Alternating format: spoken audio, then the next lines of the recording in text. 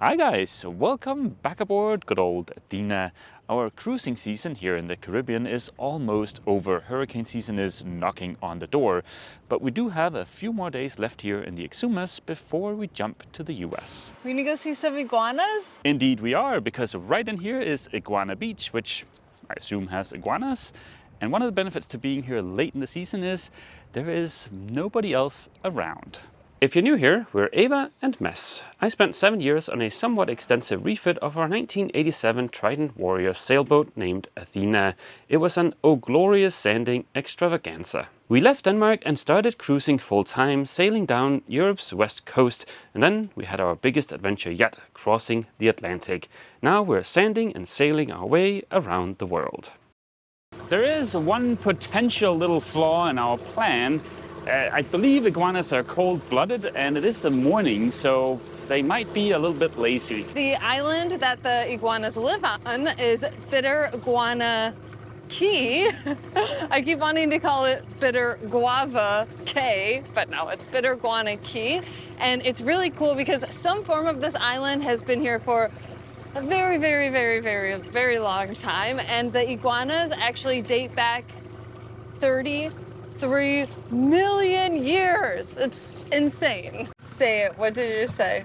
I said jokingly, it's almost as old as your mom, which is a joke. A joke. See, not the sweet mess that you A think joke. that he is. And Mom, you heard it. Said you're old. I was nervous. We pulled up. I didn't see any iguanas on the beach, but like as soon as we pulled the dinghy up, this little guy just came flopping along. I never thought I would be saying this about an iguana, but they're so beautiful. They have like this greenish brown body and then like these little pink speckles on their like arms and their like face right here. I really love them, but they're also very unique to this island. You cannot find these specific iguanas anywhere in the world except here. So scientists come from all over the world to study these guys. And unfortunately, their population has been in decline for the past like 60 years. And it seems like there's only about 5,000 of them left, and it's declining rapidly. So scientists think that they're not going to be around for much longer. And of course, a big reason for their population decline is because humans are hunting them to eat them. I don't know. I just couldn't do it. Those little buddies. In terms of ease of catching, I mean, it's not exactly shy. Yeah, and this one's kind of beefy too. Mm. There are signs around the island that say do not feed the iguanas, but also they seem pretty friendly. They are pretty domesticated. Tour groups come around here all the time, so they're used to humans being around. But also they are wild animals, so if they're provoked, they will attack. You'll attack. Not unlike my boo over here. Not unlike you. I know they're going extinct, but if they weren't, should we take one back to the boat? Just like as a pet? Yep. It'd make a great pet. I never thought that I would want an iguana as a pet, but I freaking love this guy. We're gonna go walk around the island a little bit, see if we can go find more iguanas and see what else is here. With Athena gently bobbing off at a distance and Mr. Iguana and his friend the seagull guarding the dinghy, we walked a little bit further inland. So you can see all of their tail marks. It's just so cute. Oh, we spotted another one. Looks like he's coming out from the bushes, maybe to head to the beach to get some sun. There's one hiding here inside this bush. Oh yeah, I see him. We just feel so lucky to be here on our own because this is a pretty popular tourist spot, and because we're anchored here, we could get up, come here super early in the morning before any boats get here and have the whole place to ourselves. God, sometimes they jump out of the bushes and scare me. These guys can live up to 40 years old. It's pretty old, isn't it, Mess? It's young. And they can also grow up to 4 feet long, but most of them today, they're usually about half that size. They're definitely trained because a boat, I don't know if it was like a local or something, stopped by really quick and they heard the sound of the engine and they all just came skittering out to the beach. So they know what's up. And here's the sign just saying that they're endangered and telling you a little bit about the area, and this is where it says that feeding is not recommended. You can go for a little hike up and around the island, but there's also like this beautiful white cliff. We're gonna check out what's behind this rock over here. So look at that cliff. I don't know if it's like the contrast between the white and the black, but it's beautiful. There are a ton of these little snails wedged in all the like little nooks and crannies of this rock. And I'm trying not to step on them, but they are so beautiful. They have like the most unique markings. Looks like Ness maybe found a cave or something back here. Let's go find out. What'd you find? More iguanas. Ooh. Oh my gosh, he looks gorgeous up against that white. I guess it's not like a full-blown cave, but it's like a little half cave. And there's an iguana hanging out back there. This must be the cool kids spot. Do you want to scale the rock?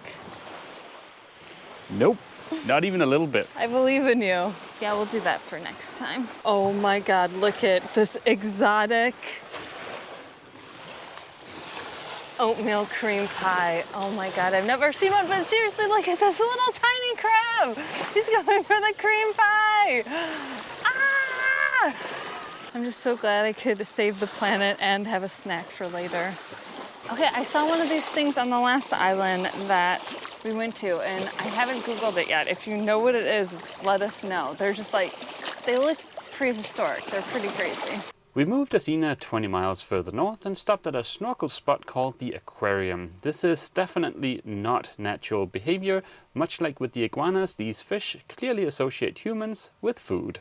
That being said, the aquarium is a beautiful stop, and we even got a visit from the always lurking Mr. Barracuda, which is fine as long as he remembers to look with his eyes, not his teeth. Again, we are very lucky to be here this close to hurricane season. This place is going to be bumper to bumper dinghies during high season. Good morning, guys. Well, today it is time to move away from this little slice of heaven and go about 12 miles further north to a spot that comes highly recommended by our friends aboard Kara, called, with the risk of mispronouncing here, Wadrig Wells Key. We spent a very comfortable night here at this mooring ball, which I think it was $30 a night. We are inside of a nature park here, so paying $30 for a mooring ball seems perfectly reasonable to me. And on the plus side, staying here, it was flat calm throughout the night, and we slept really well. I think it's the flattest bit of water we've been in for months. Sailing here in the Bahamas has been a little bit of an interesting experience because there's a lot of very, very shallow water, and there are some shifting sandbanks and stuff like that. Throughout our last 3 years of full-time cruising, we've used basically exclusively chart data from Navionics. The Bahamas is the first place we've been where the data might not be super accurate. We saw an example of that yesterday crossing this little sandbar here. While we were crossing this, I kept a close eye on our depth, and at no point was there less than 4 meters on this route. Prior to coming to the Bahamas, we got multiple recommendations for using Explorer charts for chart data instead.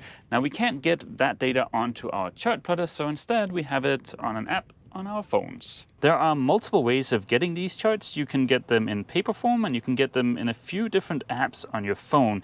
We chose an app called Aquamap. I have no idea if that's better or worse than the alternatives out there, but yeah, this is what Explorer charts look like.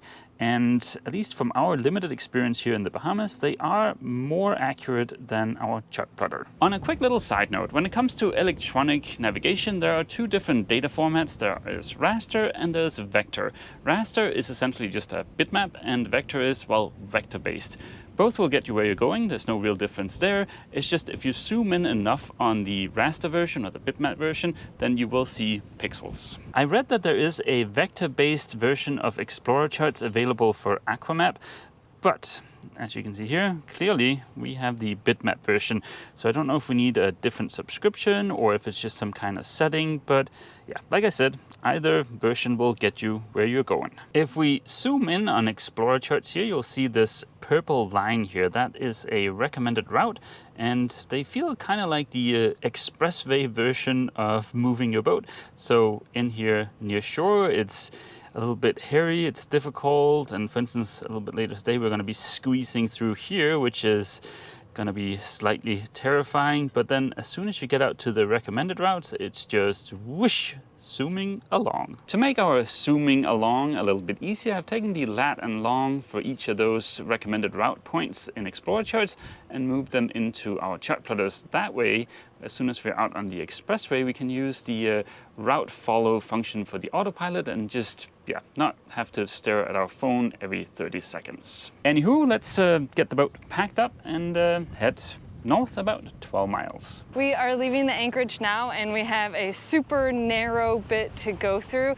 And usually what we do is I stand on the bow and make sure we're not gonna run aground or hit anything while Mads is in the back steering. But this one bit, it's so narrow, it's terrifying. We also have our headphones in. We usually have our marriage savers, but they are not charged right now. And we just keep those in so we can be in constant contact in case something comes up. We are heading right there to that very tiny opening. But my God, as terrifying as it is just so gorgeous. We just cannot get sick of this water. We are about to enter this narrow bit. As you can see, there's a shallow bit right here and this terrifying jagged rock right there. You can see there's a bit of current coming through too. Whew, we made it through. I know the camera does not give it justice about how narrow it is, but yesterday when we were coming through, I looked at it and I was like, Mads, I don't think we can fit through there. Where are we going?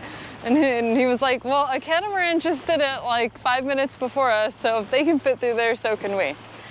And we did, so, whew, good job, Boo. Thank you. Speaking of tight and terrifying, our next destination is a mooring field located in a narrow channel. Waterwick Wells Quay is one of the most iconic stops in the Exumas. During the high season, it is not uncommon to wait for a mooring ball here for days until one becomes available. Luckily, our friends aboard the ML Cara in front of us here have been here for the last few days, and they were able to put in a reservation for us. All the mooring balls are located in the narrow channel, and the channel is so narrow that during slack tide, you can almost reach out and touch the sand from the back of your boat. We jumped in the dinghy and headed to shore. There is a very conveniently located dinghy dock right next to the ranger station. As always, Ava is the first to jump ashore to secure the dinghy. The station is part museum and part tiny gift shop. Outside we were greeted by the pilot whale Stinky. At the station they gave us this little map of the island. Our next stop will be Boo Boo Hill. We just got out of the ranger station and the first stop is the infamous whale right here. According to the sign, the whale died from consuming a plastic bag and it was a 52-foot sperm whale. So now they've reconstructed it on the beach as a reminder to not litter. Look at how porous this is. Oh yeah, I would not expect that. Now we just have to make our way down the beach to the head of the trail down there. They planted all these little palm trees around here. It's like a miniature palm tree forest. Just so you can see for size. I've never seen so many mini trees. Here it is, the start of the trail to Boo Boo Hill. Oh, hi there, little guy hiding in the bushes. Thank you for reminding me that we need to follow up on our boat insurance as we're trying to get hurricane coverage. This first step is this very like rugged looking landscape. There's all these like very porous rocks that you have to climb on. So you really need to watch your step. I see a sign that says musical rock. You know what that means? That means no singing allowed. Do you think this is it right here? I don't know how to make music. I don't know, let's see if it works. The whole universe was in a hot, dense state in nearly 14 billion. This is kind of funny. Right next to the musical rock is Banshee Creek, probably due to the noise pollution. Okay. Oh my gosh, look, there is Athena right there. I think this is, I walked, when the tide went down yesterday, I swam from the boat to the beach and walked up this and there was no water. And now there's water and there's Athena. The two intrepid explorers pressed on towards Boo Boo Hill through the dangerous woods and were greeted by probably one of the best views we've had this season. This place is absolutely stunning. We made it to the top of Boo Boo Hill, and as you can see, there is a huge pile of wood behind me because there is a tradition amongst cruisers or any travelers to the island that you find a piece of wood or driftwood that's already on the island. They don't want you bringing more stuff onto the island, and you write your boat name on it as an offering to Neptune. We couldn't find a piece of wood as we were walking up here, so I'm gonna see if I can find maybe like a piece that has crumbled off of another piece and write Athena's name on that. I mean, as you can see, there's kind of a lot to choose from, but I think I'm just gonna use this like little tiny piece right here. It kind of looks like a stir stick, so I think that's fitting. Look, Mass, what do you think? It's like a stir stick. It's like the most beautiful piece of wood I ever seen. That is like a stir stick. There's a family over here. They have like 2 younger kids. I don't know if the camera picked it up, but she's saying, okay, go stand by the trash pile. Go say trashy. It's awesome. It's so funny. Do you have a nail? We don't want to show the sign because it has the people's first and last names on it, but there's like a metal CNC sign. Somebody went through the trouble of having a metal sign engraved to bring it here to leave it. Yeah, I think it's kind of cheating. That's very much cheating, and also it's just, I mean, that's going to be here forever. Maybe we should have done it. No. Just kidding. I think we've seen enough of the trashy trash pile. We're gonna go check out the blowholes. You're a blowhole. This place just full of laughs. We're off to see the blowholes. Blowholes. Wonderful blowholes of Exumas. Maybe this way. I hear something that kind of sounds like blowholes. Yeah, you keep talking. You're just on fire today. Yeah, the blowhole jokes just are coming. Like there's a rope strung across there, so... Maybe we passed them. We sure are a couple blowholes over here. Can't find the blowholes. No, the blowholes have just blown away. Also, we hope that you've taken a shot for every time we've said blowhole. And blowhole, blowhole, blowhole, that should bring us up to an even 1,000. Blowhole straight ahead. Nice. Yeah, I don't think the waves are strong enough today. Yeah, these babies aren't blowing today. But it's still pretty cool nonetheless. I mean, we got a great view of the anchorage from here. We've made it safely back aboard good old Athena. Now, in addendum to my little yammering on about charts here in the Bahamas earlier on, I will say if you have the Navionics app and also enable their sonar chart option, then the data you get is basically as good as the Explorer charts. Personally, I really like how the recommended routes work here in Explorer charts. It doesn't work quite as well in Navionics in my opinion, but yeah, having both is certainly a good idea. And on that little note, we'll end this week's video here. We hope to see all you guys back here aboard Athena next week for our last little bit of time in the Bahamas. I know, I'm so sad. It has been so nice though. It has been really nice, Yeah. but also we're excited to get to Florida. Yeah. So Yeah, we are.